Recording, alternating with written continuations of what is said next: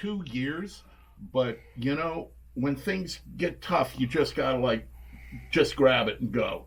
Push. Push. Right, yeah, right. and not give up, and dealing with a little bit of depression. Right. Had a great talk with my sister this morning.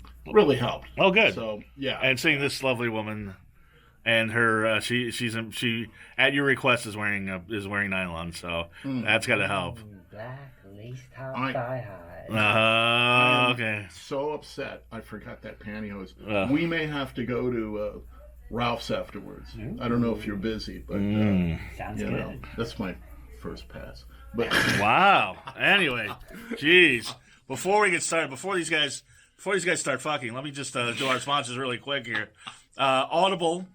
We are sponsored by Audible. I am going to Portland at the beginning of next month. I'm going to be performing at the Portland Comedy Festival. So I'm going to load up on audiobooks, which I recommend you do on Audible. This is free. You get a free membership, 30-day trial, free book, audiobook, whatever you want. They got everything from Shakespeare to smut. They got all sorts of stuff. All the bestsellers, all the books that you love, all the classics. And they have 2 Audible originals. This is something we didn't have last time you were on the show. Right. Audible originals. They have Alien 3. William Gibson, the cyberpunk writer, did an alternative version. They got Michael Biehn, Lance Henriksen, and the cast to act it out. You can get that free with a book and another Audible original. Go to audibletrial.com/DMS. audibletrial.com/DMS. Stan Lee wrote a book, an audiobook, and that's one of the audiobooks you can get, and or one of the Audible originals you can get. And Kate McKinnon, she and her sister collaborate on a play. They got everything from Shakespeare to smut. Load up if you're traveling, if you're on the road, if you're driving to work. Listen to an audiobook. And also, Doomy's Home Cooking is our sponsor. The best vegan food in LA. Ever been to Doomy's? Never been there, but I've heard about it for years. Oh, it's the best. Oh, we went there a couple weeks ago. We had always had fun fries. I had chili cheese fries. They have Are you vegan? No. Do I look vegan? Come on. But my Hannah's vegan. Are you Venetian? But the thing is, you don't have to be vegan. The stuff. If I slid you the chicken parmesan sandwich, you would never know it. Yeah. The shrimp po' boy, forget about it.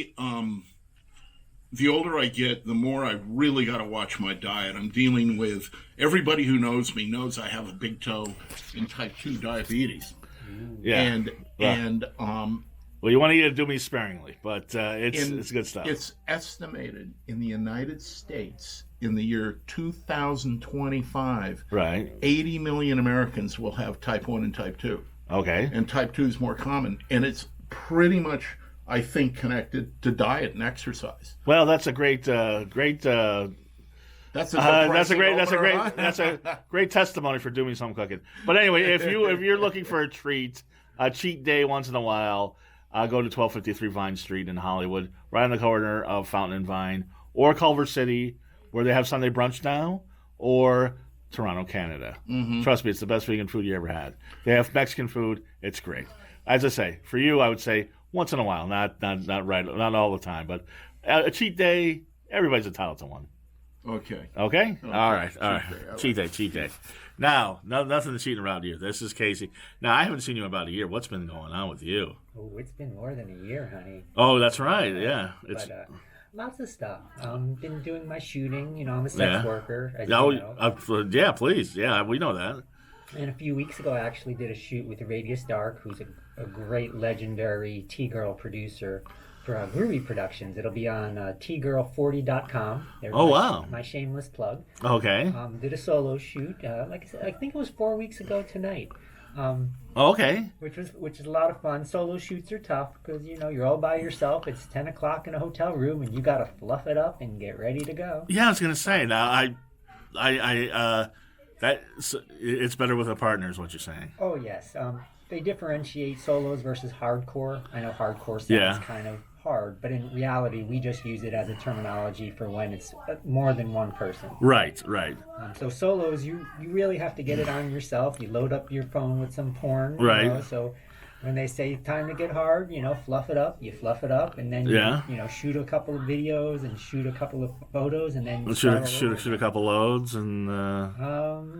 not so easy anymore. Really? Okay. Now I was gonna say, do you have medical help? Do you have pills? Do you have things? Oh yes, there's a whole ritual when you're leading up to for a T-girl, especially a mature one like myself. Mm-hmm. You cycle down off of your hormones. You cycle up on some testosterone. Oh, really? Yeah. Wow. Interesting. Yeah. I didn't know. See, this is why we have you, because we want to know how to do this and how this gets done. And then you chop up your Viagra pills, for me, into 50 milligram doses. And I shot from 10 p.m. till 2 a.m. all by myself. So it's hard, get soft, get hard, get soft. Wait a second. Now this sounds like something I did last night. Now for 4 hours you were masturbating, and what else were you doing? Well, first I have to ask, did you do it by yourself, or was it a hardcore experience? Or was it with Chatterbait? It was no. I don't.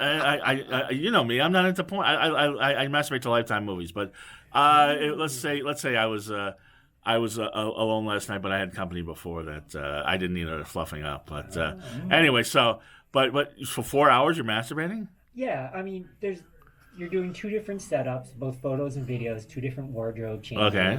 And what you're going to end up doing is you're going to switch between photos and video as you strip down from your wardrobe. Right. And then for each one, you have to get hard for the photos or the video. But then, of course, he resets up the lights. You take something off. So it's constantly soft, for me, soft, hard, soft, hard, soft, hard. Right.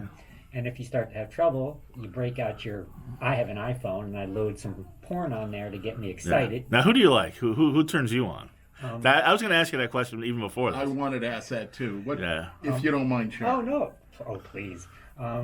For example, in the T-girl world, I love Morgan Bailey and Kylie Maria. Okay. Most Def. Jessica Drake in what I would call the mainstream world, even though Jessica I believe she does do T-girl trans porn too. Right. Don't quote. I know she comes to all of our events. She's a big supporter. Right. So I love her. Lindsay Banksy is another one. She's a Pornhub girl. I gotta check her out. Yeah. I just to say I jerked out to Banksy. That'd be kind of cool. And then like Venus Lux, people like that. Oh, I love Venus. Oh yeah, we've had Venus in the so studio. Cute. She's great. And but that's the thing. I was weird because that's another question I had. See, she's answering all my questions. She's got them all. And trust me. There's nothing you can't ask her. She's great. Dirty minds. We got 3, possibly 4 dirty minds in the studio. I don't know about them, but. I should have brought those tights. But you'll be going to Rouse afterwards, so yeah, it'll be a whole. They're cheap there too. I'm sure they are. Yeah. Do they come in the egg? That's legs. Right. Yeah. No, they come in. I just remember shopping with my grandmother, and we'll get back to you. I just remember shopping with my grandmother, like when I was a kid, and they had the little. No, we were in Ralph's. We were in Ralph's, and she was getting the little pantyhose that goes in the eggs. You love pantyhose. It's a fetish. There's not much question about it. And tights and nylon, and we would probably have a blast together if we ever hung out. Well, anyway, it's a thing. I'm kind of, to be honest, I'm kind of outgrowing it a little. Wait a second. A little. Mr. Nylon Girls is that a lot. Well, let me tell you what's going on. Well, before you do that, Kacy, could you stand up and show them your nylons? Oh, of course. Yes. Oh, I got the camera here. Let's see what's going on here. Look at that. Is it inappropriate to touch? No. You're outgrowing no nylons now, or what? Oh God, look at these panties. Okay, so maybe you're more into panties than nylons now. Can you turn around? Of course. These are actually. Oh, I get on the microphone. Look at your tummy's so cute. Oh, she's in great shape. There's no question. You are. These aren't actually panties. Huh? These aren't actually panties. What are they? This is a gaff, and if you know theater, I love the way I said that. Theater. Back in the day, when all of the parts were played by males, even the female parts, they would have to wear a gaff to hide their maleness. Right. I was going to say I was looking for your maleness. Exactly, and so you're gaffed up right now. I am definitely gaffed up. Can you stand up again? You want to be the gaffer, huh? Yeah. I think he wants me to fluff her, but we'll see what happens. Well, look at that. Okay. It looks like you have an incredible pubic mound. That's it. I apologize because I always think about the microphone. She's blushing now. Well, no. Do you have an incredible pubic mound? Oh no, not at all. I'm a tucker. I tuck my secret specialness, as they call it in the business. Right. Just because, for me, I like to blend in public, and because I know it turns some guys to think about, a bulge underneath a dress, for example, in public. But when I'm walking through Ralph's or something, I just want to, be a part of the society. Now, is that uncomfortable, the tucking? It can be if you get hard while you're tucked and you try and sit down and you sit on it, and it's not like painful, but it's not fun. Yeah, I mean, we've all adjusted and things like that. So are you still into nylons? I'm sorry, what? You into nylons now? Well, those are nylons, not tights, but they'll work. Anyway, but I wanted to tell you something, though. I have some news. Oh, please. Yeah, go ahead. In 2011, I started the LA Fetish Film Festival. Yes. And it actually started the year before, but there was a big blunder on one of the partners. And you might know him, but I'm not going to name names. And then, Kacy TGirl. Of course. Kat, Yeah. She and I are like top best friends. Okay. And she produced about 5 years of it with me. Okay. And the problem is, as we all know, in the last 9 or 10 years, the nightlife in LA has suffered badly. It was really at its peak about 10 years ago, which is when I met you. And I've been telling people about that Club Hell and all that stuff. You were in the winning video. Yes, I was. Did. Yeah, and Tony Danger, right? Right. Yeah, Tony Danger directed it. Now let's I just want to, because I want Kacy to understand in our audience, the LA Fetish Film Festival it's erotically charged films, but not necessarily pornographic. Is that correct? I made a very distinct choice. Nothing against porn. Everybody loves porn. But I felt that we had to take it more to a higher artistic level. And I was, what's the word, inundated by so much fetish porn. Right. And people really don't understand about fetishes, because I would get a girl in fishnets with a pink wig, and they would say it was fetish. And that's not fetish. I mean, that's a girl in a pink wig with whatever. And it really got tough because people are very confused by fetish in the United States. And well, could you please define it so that we can get some clarity on this? Well, technically, from what I understand, from Michael Simmons' point of view, you are the expert. What is a fetish? Technically, from what I understand, fetish is not the objectification of a human. Okay. It's the objectification of an object. Oh, interesting. Yeah, and I've read this back and forth, and that's about it. You got a pipe there. You will meet someone in your life who will have a fetish for that pipe. I'm sure. I think I have, but I'm not sure what that thing is hanging off it. But well, we've spanked some people over there and done some things. It's interesting, Michael. Real quick, because I thought about this when I was getting ready for the show, because there's a convention conference. I'm not sure, but FetCon, which fetish conference or fetish convention, and they invite T-girls, transgender male to female girls, as part of being part of FetCon. It's almost like our genre, in their eyes, becomes a fetish. Well, and that's the other thing. Now, I was going to ask. So, what about foot fetish? That's a classic fetish. Yeah, but that's objectifying a part of a person. Technically, it's about the high heels. It's not the foot fetish. Not always. Foot fetish is huge. I'm going to get criticized. There's fetishes for wrinkly soles. You got people that worship your feet.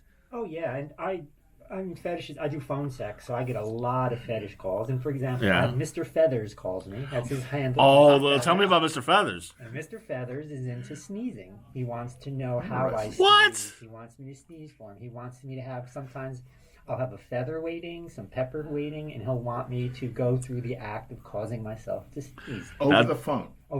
Now, does he like dainty sneezes? Or is he like, Achoo! Well, that was one of his first questions for me. He was trying to classify me. So he said, what kind of sneeze do you have? Do you have a dainty sneeze? Or do you have a guffawing sneeze? Yeah. What makes you sneeze? So his fetish is, I'm not sure if it's T-girls in particular, but at least a female identifying who sneeze and how they sneeze and making them sneeze. Mm-hmm. That's his fetish. Very interesting. Wow. Have you ever heard of that one? No, but it fits right in with the common public beliefs of fetishes. Right. Even though technically it's not supposed to be a human that's fetished. It's like a shoe, a bra, a panties, whatever. But those rules have kind of been like tossed out. Because like I said,